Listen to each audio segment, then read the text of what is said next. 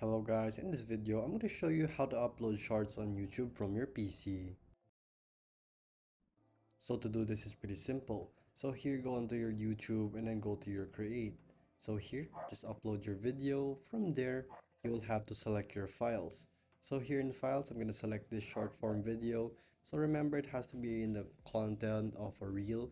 So it's automatically going to detect it. So it's going to say right here once it's uploaded, or it's going to detect it as a reel already itself. So here all you have to do is put on your title, description, thumbnail, and your playlist if you want to do so. So remember these are required, so the rest are optional. So the only thing required is your title, of course. So here you can add your audience. So no, it's not made for kids, made some restrictions. So next, video elements, you can also add related videos if you want to, add subtitles if you want to, check for copyright issues. And then next, from there you can publish this, and then public, you can set it as an instant premiere. So there's more on that, you can check it out right here. So you can also schedule this right here.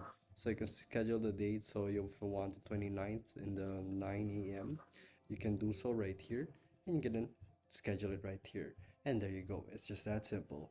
So that's how you upload a short on your YouTube from your PC. So if this video was helpful, please hit the like button and don't forget to subscribe.